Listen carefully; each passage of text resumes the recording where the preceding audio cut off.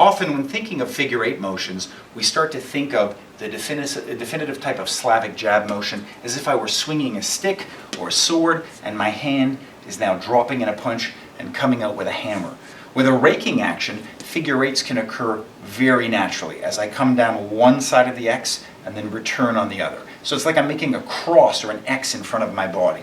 Down and then back. Down and then back. And this can be done very tight, again, recruiting the whirl of the shoulder in here, right? So you'll see on the mannequin, coming across on one line, dropping it through without stopping, and then raking back. And that can be tight. And I can start to punctuate that X with my second hand. Clawing, pushing, clawing, clawing, hitting, clawing. And if I'm fencing with fear at a distance and trying to keep somebody away, that's a very natural primal reflex that allows us to then close into clinching range and begin our work.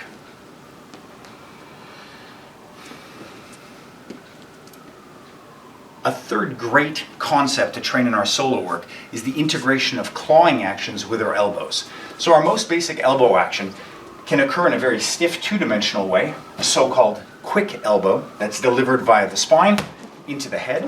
It can also recruit more of a whirling action to start to become what we would term a cutting elbow that comes over the top and drops down through the target. This is fantastic for bypassing people that have a high guard by coming up and dropping through. So this type of action is very, very powerful in close range, and in a clinch you're often going to have to contend with arms and hands and all sorts of different interference paths.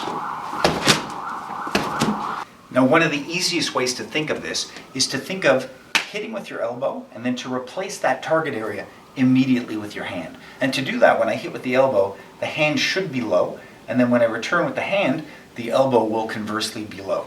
So my hand and elbow are in effect each drawing half of that figure-8. If you were to think of a figure-8 here, we fundamentally have two circles.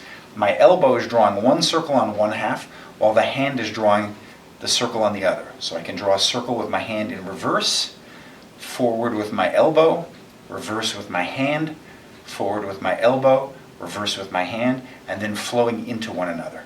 So that basic style of motion is fantastic for feeding into a very fluid, devastating claw or gouge. This is also great at close range because it allows you to keep distance and push back.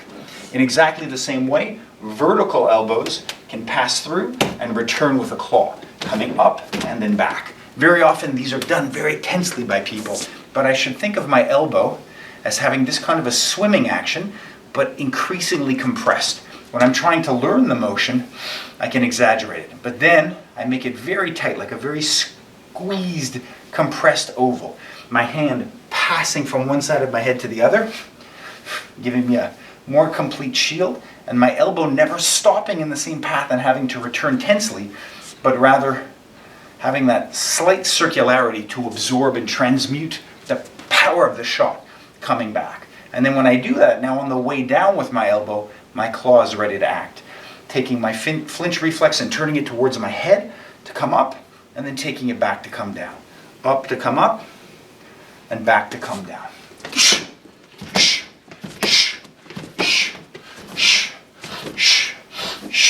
And so these begin very naturally to start to feed into a very fluid, circular, mauling style of work that helps keep your target at bay and set up your elbows fluidly and effectively.